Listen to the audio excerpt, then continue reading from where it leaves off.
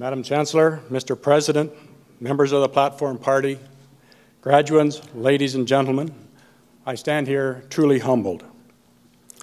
I want to thank the Senate of the University of Guelph for bestowing this honor on me. I also want to thank Dr. Scott McEwen for nominating me for this honor, as well as the people who wrote letters of support. I'm happy my family is with me on this occasion, my wife Linda, our two daughters Lori and Andrea, and their husbands Mike and Darren, and our eldest granddaughter Kira. Our other two grandchildren, Kaylin and Eric, are too young to fully appreciate today's event. Kira, who became a teenager a couple of days ago, will start high school this fall and is already thinking about university. She is contemplating a PhD in mathematics. And so, Dean Vanelli, get ready, she's coming your way.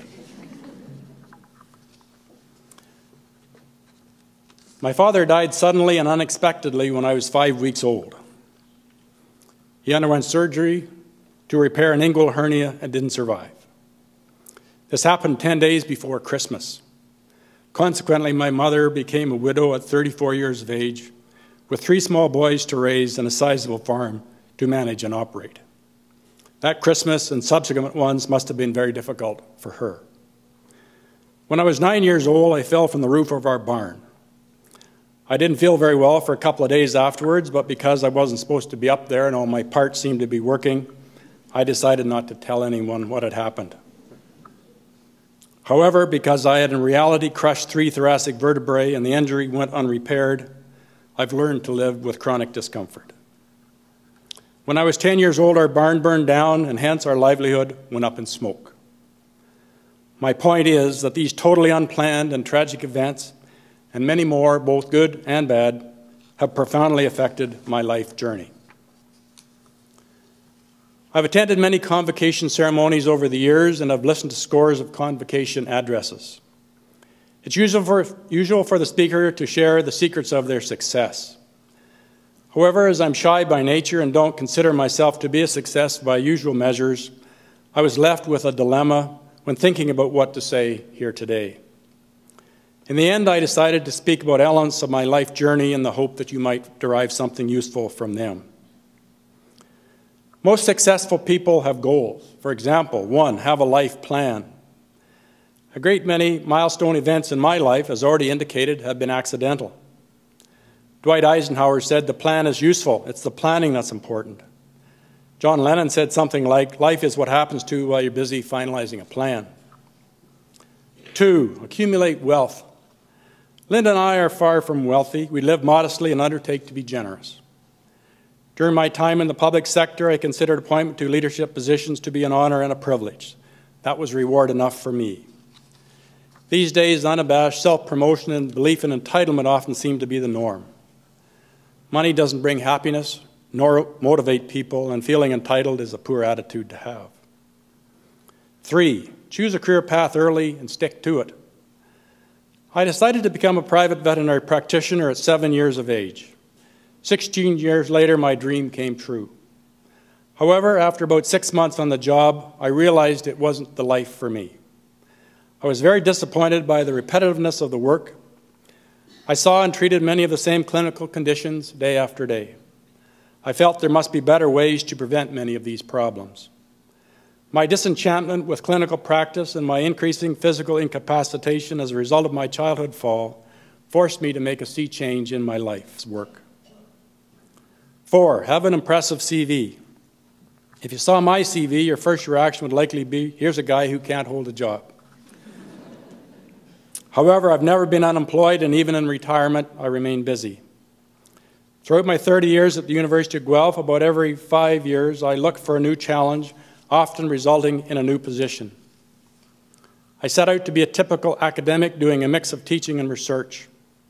While I'm a strong believer in the importance of research, the truth is that research moved too slowly for me, and so I became bored. And so if you don't fit the job, see if the job can be changed to fit you. 5, have a lot of friends. I'm a bit of an introvert by nature, and so I never felt the need for a lot of friends. I'm proud to say that my best friend is my wife. In reality, I expect most people don't have more than 1 or 2 true friends, and the rest of what they call friends are actually acquaintances. Social media such as Facebook further deludes people about what true friendship is. However, I do know a lot of people. And so by the usual measures, I'm not a success. However, I'm very comfortable in my own skin, I'm happy, and I'm content. Freud said happiness comes as a result of hard work and love. I like hard work, and I like to work hard. Importantly, I've always been loved and been part of a loving family. So if happiness is a measure of success, then I count myself truly blessed. Over the years, a number of people mentored me and provided much sage advice. Good mentors are important to your journey. My mother worked extremely hard operating our farm and raising my brothers and me. I learned many life skills and other lessons from her. She taught me to have a solid work ethic and to be both strong and adaptable. Through her actions, she provided me with key values and an uncompromising moral compass. For our family, the golden rule, do unto others as you would have them do unto you, was paramount. Even though she only had 1 year of high school education, and no one in our extended family had ever gone to university, she saw education as the way forward for her boys. From the time of my first recall, she would often tell me something which would start with the words, "Alan, when you go to university." And so I grew up thinking that going to university was the norm. No matter how hard things were for my mother, she always had faith that the future would be better. She would say, "One of these days our ship will come in." And so I grew up to be an optimist. I think her ship came in when all 3 of her boys had a university degree. As if to ensure that was the case, we kept going back to university and finally ended up collectively with 8 university degrees. In grade 10, I fell in love with a beautiful girl in my class named Linda. 6 years later, she agreed to marry me. I'm proud to say that we have now been married for over 41 years. I've been fortunate to have such a strong, capable, and loving woman in my life. I've always known that women are as capable as men, if not more so. My mother looked on with some amusement during the women's liberation movement. She was 25 years ahead of her time. Linda created and maintains a loving home for our family, all the while having a very successful career of her own. We always discuss important life matters and together decide the way forward. Having said that, every time I was contemplating a new career direction, she would say, "Alan, whatever you decide to do, I will support you." I could not have a better partner. As indicated earlier, mentors have been important to guiding my journey. In addition to family members, others have had a major impact on my life, particularly my professional career. One of these people was the late Dr. Murray Dudgeon, OVC 48. He was our veterinarian when I was a small boy. I greatly admired his clinical skills and his work ethic, and so because of him, I decided to become a veterinarian. One mentor, perhaps feeling I wasn't very bright, told me to always surround myself with people who were brighter than I was, and then keep out of their way and give them the credit. This is actually very good advice. I've always said that anything I've achieved has been the result of teamwork. Another of my mentors was the late Dr. Bill Mitchell, OVC 49. As an aside, I'm finding when you get to a certain point in your life and you look around, most of your mentors have passed away, and that's a bit scary. It was Bill, after I told him about my disappointment with private veterinary practice, who suggested I study epidemiology. This is the major turning point in my career I mentioned earlier. Epidemiology, because it is a holistic discipline, is about learning more and more about more and more, in contrast to many other disciplines which focus on learning more and more about less and less. Epidemiology has helped me see the bigger picture. Being an optimist with a big picture outlook has served me well. And so given all the help I've received from the women in my life and from my mentors and teammates, I feel like a post-turtle. Don't know what a post-turtle is? Well, little Jimmy Dickens of Grand Ole Opry fame said, "If you see a turtle sitting on top of a fence post, it'd help getting there."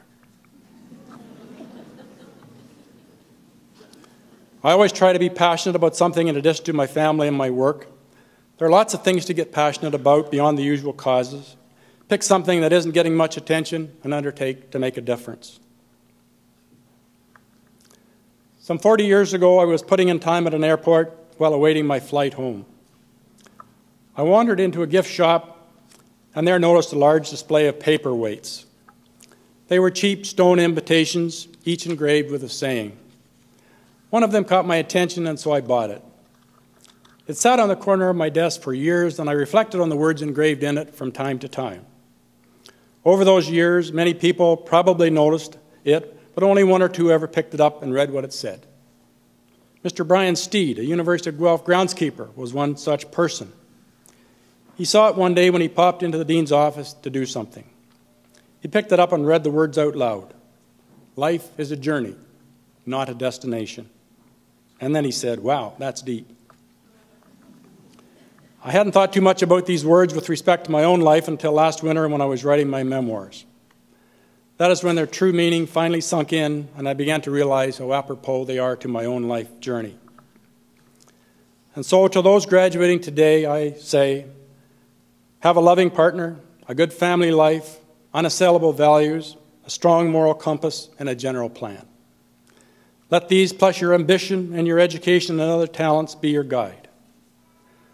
One also needs to be adaptable as events, both tragic and happy, intervene. Being happy, which is driven by love and hard work, and an optimist, makes the path ahead much easier to travel, as does being passionate and generous with your talents, your money, and your time. Time is precious, so use it wisely.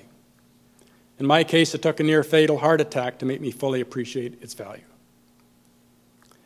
Yogi Berra supposedly said, when you come to a fork in the road, take it. I guess he was saying, don't be afraid, there will be more forks ahead. The graduates assembled here today have received a first-class education. Couple that with your other life skills and hit the road. Remember that life is a journey, not a destination, so don't spend a lot of time trying to plan your end point. It's a journey, and what you do along the way and how you treat the people in the world around you that matters. To Kira, I say, that PhD you are thinking about can be yours in 11 years. By then, I'll be well past my best before date. It will be up to you and your fellow PhD graduates of the year 2022 to continue to push the frontiers of understanding forward. Use your skills and knowledge to make the world a better place, and never forget the golden rule. It was Ralph Waldo Emerson who first said the words, life is a journey, not a destination. He also said, do not follow where the path may lead. Go instead to where there is no path and leave a trail. May your journey be long and rewarding, and may you find happiness and contentment along the way.